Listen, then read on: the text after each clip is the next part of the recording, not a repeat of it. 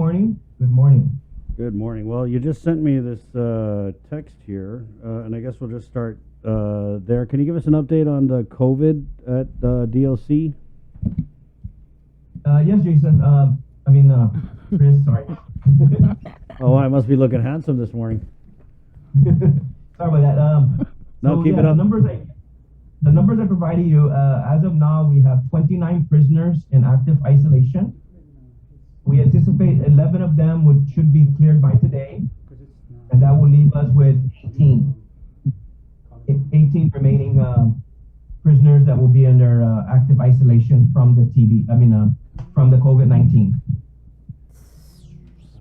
So we went from was it 12 positives a couple weeks ago to 29 that turned positive? Yeah, we jumped from 12. 12. Numbers started rising slowly, and again, as of today, we have 29. Mm-hmm. We had a few more, and they were also cleared little by little. Some get cleared, and then, unfortunately, we've had a few arrestees come in that are actually positive coming into the facility. So we automatically bring them to our quarantine unit, and then we had a few that, of course, they caught the virus while in here. All of them are doing well. No serious medical condition. All our detainees that were in here that tested positive were all vaccinated. So we had a few that were unvaccinated, but most of them came from outside. That's right. They do a vaccination clinic in DOC, right, Major? Yes, and we are also a designated government testing site. So right now, my staff are testing DYA staff. We have DYA staff that are coming in. They're parking their vehicle by our visitation area, and we have staff that are trained to do the COVID testing. So we're also assisting our fellow agencies on testing employees. The 29 again, can you just break that down? How many were vaxxed and how many were not vaxxed in terms of numbers? Okay, on the last numbers I have, about 25 of them, I believe, were vaccinated. The rest were not vaccinated. And again, these numbers, Sabrina, they fluctuate every day depending on our arrestees and who comes in and who's released. So some of them that have been positive have since been released. They've been cleared and released. We've had a few positives that they were ordered to be released from their court, but they were still positive. So we worked it out with public health, and they transferred them to an isolation facility, or they were required to isolate at home. Because once a court order comes in, we release them. We have to release them. Was this a Johnson & Johnson vaccine? Yes, the vaccine that we give the inmates is Johnson & Johnson 1-dose vaccine. Mm-hmm. Were any of these oh, you said they were vaccinated. What about staff? Have any of them tested positive? Yeah. Well, we had 2 staff that were unvaccinated test positive. That was about maybe a week and a half ago. They're on quarantine status. As of now, out of our 192 employees, we have 180 of them that are vaccinated, fully vaccinated. 6 of them are unvaccinated, and 3 of them are waiting for second dose. We have 2 that are on medical status, and then we have 1 that got vaccinated for the first dose, but he doesn't want to take the second dose. So for those that are unvaccinated, they're required to get the weekly COVID testing done, which they are doing. And are you still pending any tests or anything for? Oh, well, you just test on site. So, are you testing any more? Are you testing any more inmates? Usually every day. Yesterday we tested a few more. I think 30 of them. Mm-hmm. We tested 30, and I think out of that 30, that's where one of them may have been positive. Mm-hmm. But we do testing almost every day. Every day for inmates.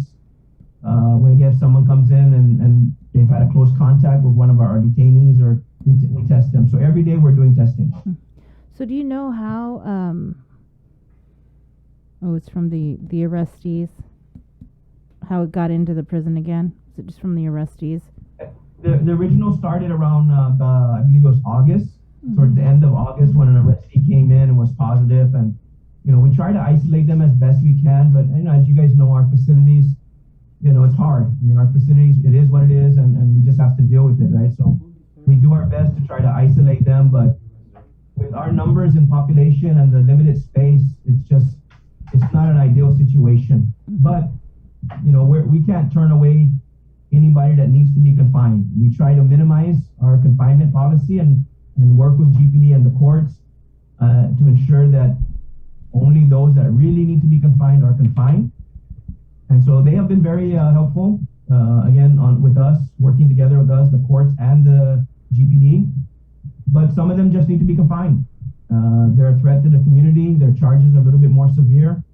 And so they need to be confined, positive or not. They need to be confined, and so we do our best to accommodate that. Are you guys remember? I think it was during the last the breakout last year when there was like a policy that you guys implemented where you weren't accepting certain arrestees for certain crimes. Oh yeah, you weren't accepting nonviolent offenders, is what it was. Are you guys doing that again? Not to a certain degree. We kind of modified our. We spoke down GPD. Our director spoke to the GPD command, and we modified our list. Again, almost 99% of the crimes we're taking. We're taking. It's like misdemeanor warrants, maybe like child support, things like that. The courts even put a temporary hold on requiring us to confine for people like that. But again, based on the arrest, they look at the charges, and if it doesn't need to be confined, but that's very few. Most of them are being confined. I know we've got a tour scheduled with DOC for later today, but you presented the master plan to the governor. What was it, last week or a couple weeks ago? We saw the press release with the fancy video that they put out yesterday. They did a fancy DOC video? Yeah, they did. But anyway, what can you tell us about the plan? I know we've had you on before where you've kind of talked about it with information to energy, right? The contractors, and they finally completed this plan, and it's like what, an 80-year plan? Yeah. Yeah, so again, as this master plan is something we've been working on for several years. In order to build a new facility, we need a plan. We need to know where we're at and where we're going, so that we could present this to the lawmakers. So we have a grant. It was a $250,000 Department of Interior grant to do this master plan. After several years working on it, we got it out, put it out for bid, got a contractor. The COVID kind of slowed the process down because they could not travel to Guam. We started in January. They came here in January, and we really just continued to work on it. So it has been done. It is submitted to the governors. We gave it to the legislature. So the senators have it. Now the next thing is the funding. We have a hearing, I think, today to discuss, after they've done with GMH, there's a bill 153 that's going to go up on the committee as a whole to discuss the funding options now to move this plan forward. So we do have a plan to address a lot of our outstanding issues. We just got to work now on the funding for A&E, architecture and engineering services. And then from there, money for construction. But at least with the plan, Sabrina, we have a better idea of what we want, what we need. We even got it all the way down to square footage, office space, dental space, medical space, the cells. And we're going to do it our plan is do it in phases. We realize we don't have all the money, and we're not going to be able to build this one big, massive facility at one time. So we've broken it down like most states. Ohio did the same thing. They broke it down into phases. And we've broken it down into basically 4 main phases. At the fourth phase, we'll have a total of 1,100 beds, 1140 beds. First phase will give us 480. Second phase will give us 320 plus another 40 for the RSAT, so 840 beds by phase 2. Phase 3 will give us 980 beds. And the way we did this plan, again, is 80 years out, long after I, retired from the department. But we wanted to give the future leaders also a blueprint of where the next building is going to go, so that when we build this from start, we know where all the conduits and the plumbing and how everything is going to connect in the future. Our current facility, was built in piecemeal, never really, identifying how these buildings are going to connect with each other. And so we're taking a different approach now on this. So in the future, it'll be a lot cheaper to add on buildings, because all the conduits and the plumbing and all the other things that are needed will be in place in phase 1 and 2.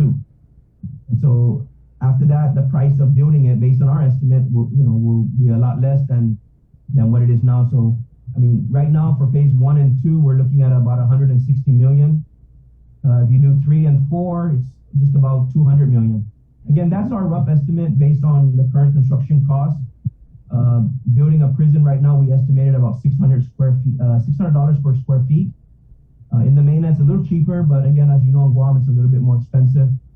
Plus the materials, doors and the toilets and all those things are the high grade materials. So obviously it's going to be a little bit more expensive. But, Sabrina, everyone knows we've had this issue of the prison for years. And if we don't do something, we're going to be forced to do it by the courts.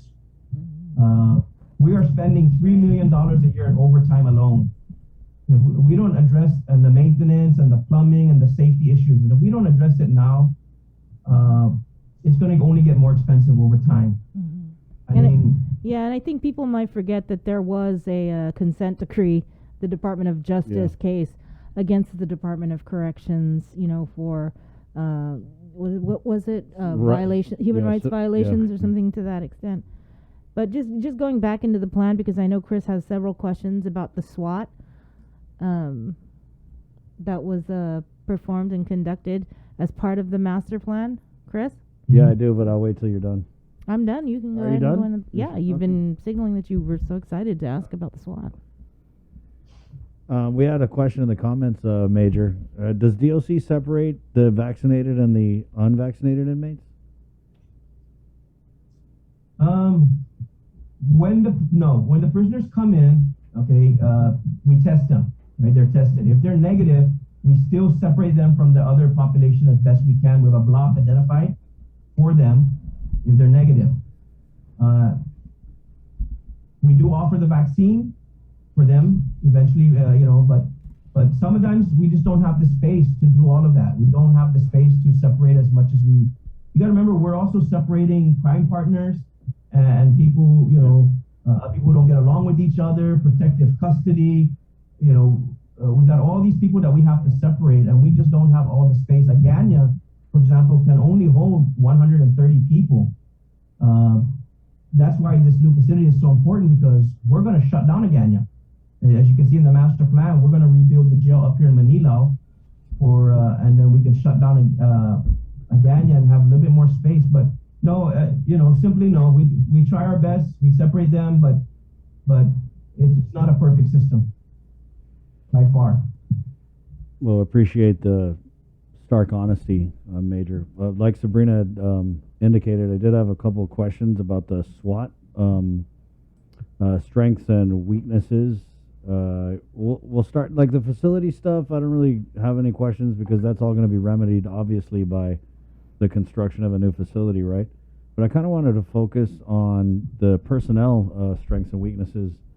And so we're looking at that in the master plan. It says here under prison employees, strengths, positive culture among employees, officers placed in all posts, officers manage inmate movement, the building spread out, riot, controllable, new locking system at 6, 7, 17. Well, let's just focus a little bit on these strengths. Positive culture among employees, Major?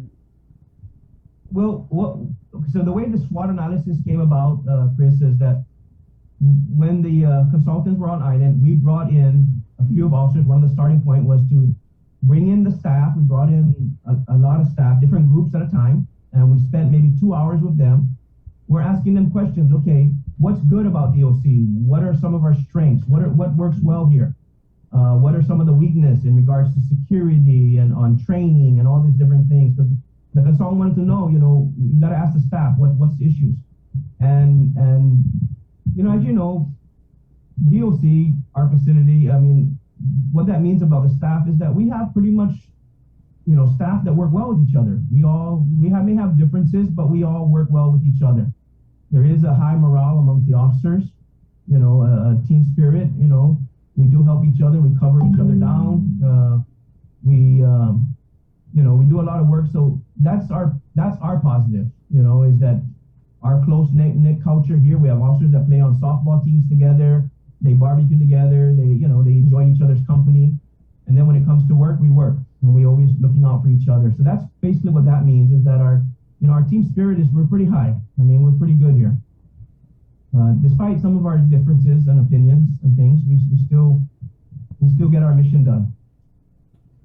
So these strengths and weaknesses came directly from the staff themselves then. So I wanted to on the weaknesses for the prison employees, it kind of seems like it's, okay, old, worn out buildings, too many entry points unchecked, female unit has no segregation, medical needs, more facilities, detainees versus inmates separation, overcrowding by 118%, contraband control and fence, too many small buildings, the kind of stuff that we already know about. But what can you kind of go in, Major, on the officer training and development, because there were some things there that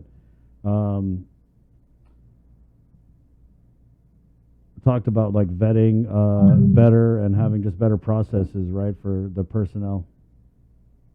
Well, so when we asked our officers, what would you want to see improved, and of course, training is part of it. Chris, our academy is 9 weeks, 9 weeks long. We don't get a lot of the training that GPD does and some of the training other law enforcement does. Most of the time, our academies were so short that it's a rush process. We put them in. We feed in these information, and then they have to absorb it overnight because we got to get them on post, And I think a lot of them would like more training, more GCC. For example, we have the apprenticeship program, and because of our shortage, we've had to delay that several times because we just don't have enough officers to cover the absence. Next month, I believe we're sending 5 or 6 officers. So they're going to come to work, then they get off work and they go to GCC for a few hours to take some classes that are being paid by the Department of Labor under the apprenticeship program. But these are programs that were, to get the officers like Intro to Criminal Justice, Criminal Law, Constitutional Law, and some other classes that they don't get in the academy. And so that's what they mean by training. We want to train them on tasers and other things like that. But a lot of it, when you take them offline, who covers down, right? So we're very short. So that's why when we do our new facility, there's a training room. We're going to have training room for the staff, because even up here, we don't have training rooms. We have the training room that's next to the director, but we're trying to hire 20 officers in the next few weeks. And now the question's coming, where are we going to have this training at? Where are we going to put them at because of the COVID and the separation 6 feet? So, we don't have a lot of training rooms to go and train people. So that's why in the master plan, we have training rooms for staff, to have these little training sessions so we don't have to go outside our department to do these things. So again, all those SWAT things came from the staff.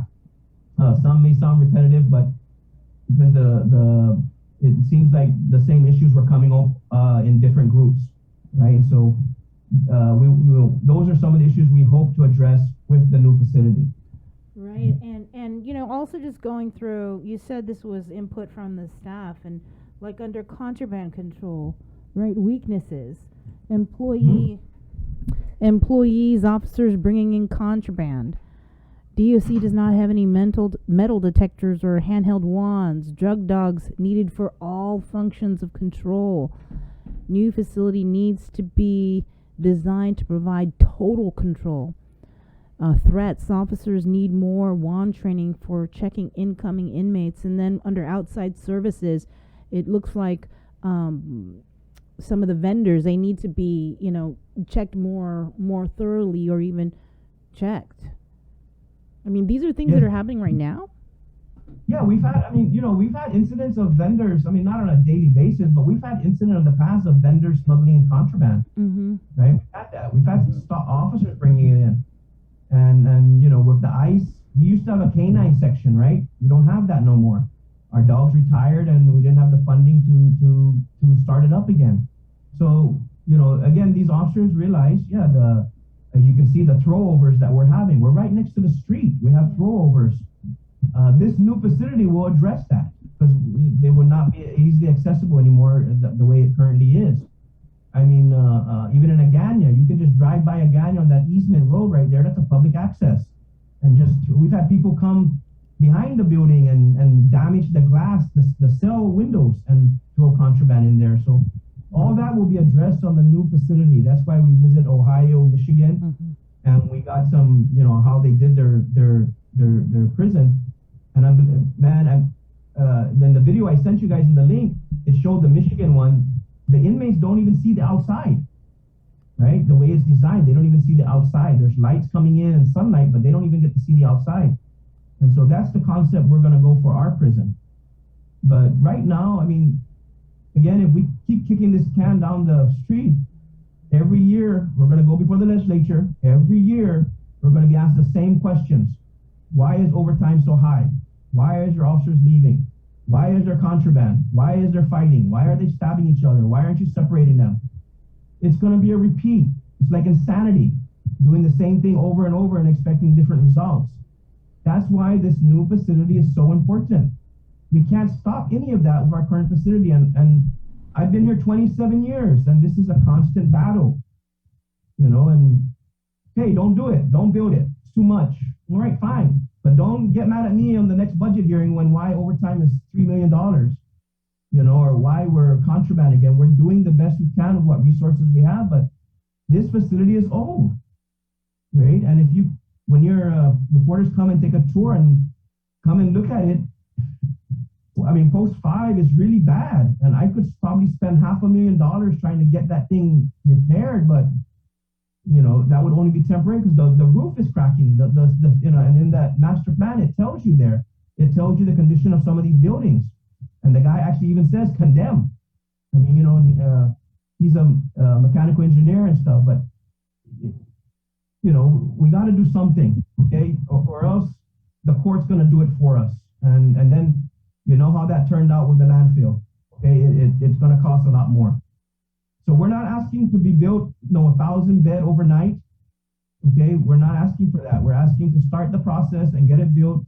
And again, this plan is for 80 years. So, but we got to start doing something, or we're just going to continue to be running around in circles here. And I don't want to wait until an officer is killed or something happens, and then we say, "Oh my God, we should have done it." It's too late. What are you going to do? Name a street after him? It's. Sorry, I'm getting a little, I'm not frustrated, but this is a very serious thing, and I know there's people that don't want to do it, but if we don't, the consequences are going to be more severe. Mm-hmm. You should get the senators maybe to go down there and take a look at it. That was one of the things we're going to offer the senators. Come in and look at it. Come in and look at the facility, and I mean, this thing is being used 24 hours a day, 7 days a week, 365 days a year. We don't close at all. These buildings are being occupied every day, with people who don't want to be here. And so the wear and tear on this facility, with the locks and everything, it's a lot, right? And so the facility is old. I'm telling you, it's just old, and we can keep fixing it, but we're wasting taxpayers' money. We're just wasting money, putting it down the drain, keep repairing and repairing and repairing. We need to do it the right way, and then we cut down on manpower. Right now, for every 200 inmates, it's taking me 22 officers to man 200 inmates, because I took the 18 housing units and I took how many inmates, how many officers. For every 200 inmates, it's taking 22 officers just the housing unit. That's not including transport and the other sections. In Michigan, 511 prisoners. They had 7 officers monitoring 511. Now, I won't go all the way down to 7, but they had 7 officers monitoring that. We could cut our staff by 43%. And we won't have to hire anybody. Just as they retire, we just don't fill positions. But right now, Sabrina, if I wanted to run this the way the policy calls for it, the senators always say, aren't you following policy? Aren't you following policy? If I go by policy, we need 350 officers to run a less than 600 population. That's just crazy. But it's because we have 18 housing units and all the sections are spread out. But if we can get this down, we could probably run this prison with 150 officers. The $3 million overtime, you won't probably see that no more. That'd actually be saving because we won't be spending that much. Officers will not probably be leaving because the environment will be a lot better to work in. They'll feel safer. Inmates will feel safer. We can focus on rehabilitation and giving them the programs that they need so that when they get out of this place, they have a little bit better chance of putting together a better life for themselves. But right now, we're just warehousing all of them. We're not doing much. And, I'm getting, again, I don't mean to be a little... No, don't apologize, Major. Get fired up. But we need to get this done. And I don't know how many times the leaders before me that retired for years, we continuously said, all the directors that have come here kept saying same thing. We need a new facility. And they just keep kicking it down the street. I hope this time, now that we have a plan, before the excuse was, you have no plan. Well, we took care of that excuse. Now we have a plan. So I'm hoping there's no excuse now. We need to get it done. Well, it's still going to take several years. It'll still take several years. Even if we get an architect, it could still take a few years, but we got to start now. I can't start 5 years from now. We got to start now. Well, yep. I guess we'll wait and see because I think there's a bill going up before the legislature, right, for DOC. But I gotta say, even before COVID, I think it was Senator Brent McCready. He tried to get a new prison for DOC, and he got laughed out of the legislature. Nobody had the political will to do anything. So, good luck. And but now we know what we want. Like I said, we know we got it all the way down to square footage. We know the cells. We know how we're going to build this, and of course, working with the A&E. Some things may be tweaked in the plan, to accommodate the architect and engineering portion of the project. But we basically have 97% what we need. The doors, the cells, how much square footage, and that's all going to be given to the architect, right? The technical specifications, that will be given to the architect to say, hey, this is what we kind of want. And then we'll have several meetings in between to start narrowing it down and maybe working through the fine details of this.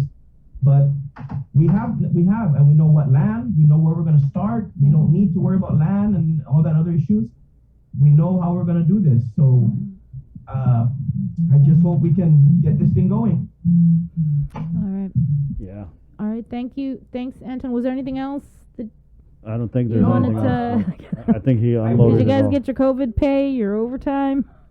Well, we did last week. We got one COVID pay. So what's again? We're I think right now every other payday. So like today's GovGuam payday. So next week they'll probably pay us out another COVID pay, and they're paying it for the month. So we got paid for March last week, right? February, March. Now hopefully next week we'll get paid for April.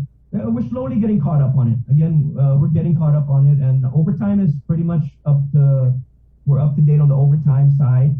The COVID, again, we're working on it, and again, we're just doing our best to work with what we got. We just interviewed, I think it was 19 or 20 people. We're trying to bring on board 20 officers in the next few weeks. Because even though we hired 60, we lost over 30. We lost some that retired. Just yesterday, one more retired. We're losing another one. He's going on leave in a few weeks, but he's retiring after he finishes excess leave. He's retiring also. So again, these are just things we have to constantly deal with every day. Not just us, but I guess every law enforcement is dealing with this kind of issue. So we will continue to move forward and recruit and promote and keep on and hopefully, again, once we get this new facility, a lot of the staffing issues would really be minimized. Thank you, Major. God bless you, and thank you for your service. Thank you. I didn't mean to get a little excited. No. Get more excited. Like how you were today, dial it up times 10 next time we bring you on. Like hit the table. Oh, then I'll be slamming tables and I get a little bit more, Yeah, we want that. I think these senators, relax. they need to see a good table slam to get the point. Yeah. The last time I did that on one of the hearings, at the time I was kind of getting a little heated, and the director at the time said, hey, relax, because I was really getting, so I got to take a deep breath because I was worried to just jump over that counter and choke somebody. Oh my God! Woo! They got a bouncer. They got a bouncer down there at the legislature. You better watch it. See, Uncle Tom. I gotta maintain. Right on. We all get passionate about what we're doing, and it's really important to us. And like I said, this whole project has been very important to me and to all the men and women that work here, and to even the past leaders, the ones that have retired, that wish something like this had come upon them when they were here. Yeah. This is good for them to see too, and you know, they want to see this moving forward. So I received some messages from retired people saying, hey, good job, let's keep it going. So we got this going. We just got to keep the momentum. Like you said, the political will has to be there, and we just got to keep it going. Thank you, Major. Thanks, Major. Thank you. All right on. Stay safe. Let's give away some pizza, guys. It's Pepsi's Ultimate Pizza Trivia Challenge. Participating pizza parlors: CPK, Pieology, Pizza Hut, Capricciosa, Papa John's, Sbarro's, Little Caesars, Vitali's, Crust. What? Got everybody. That's what we call a royal flush. Dude, honest. Celebrate National Pizza Month with Pepsi. Ultimate Pizza Trivia Challenge right here on the link. All you have to do is listen to the link, and how fun is that? It's fun, and you learn stuff.